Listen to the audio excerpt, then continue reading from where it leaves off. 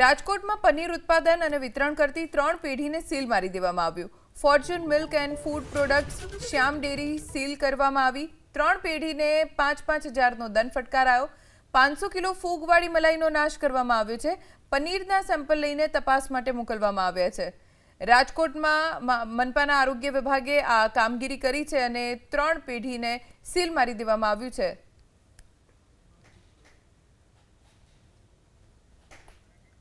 हमारा संवाददाता पराक्रमसिंह जाडेजा पासेथी जानकारी વધુ પ્રાપ્ત કરીશું। પરાક્રમ, શું કાર્યવાહી આરોગ્ય વિભાગ તરફથી કરવામાં આવી છે? રાજકોટ આરોગ્ય વિભાગ દ્વારા કાર્યવાહી કરવામાં આવી છે। રાજકોટના લોકોએ પનીર ખાતા પહેલા 100 વખત વિચારવાની જરૂર છે। આ દ્રશ્યો પરથી જોઈ શકાય છે।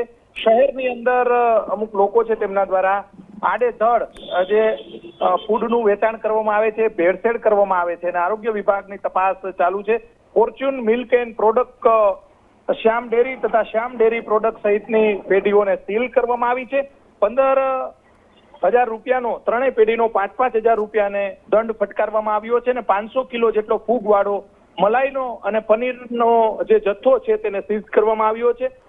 જે પનીરના સેમ્પલ પણ લેવામાં આવ્યા છે। લોકોએ પનીર ખાતા પહેલા 100 વખત વિચારવાની જરૂર છે અને સાથે સાથે 3 પેઢીઓને 5-5 હજારનો દંડ ફટકારી અને આરોગ્ય વિભાગ દ્વારા દાખલો બેસાડવામાં આવ્યો છે। જી, આભાર પરાક્રમ, જાણકારી આપવા માટે।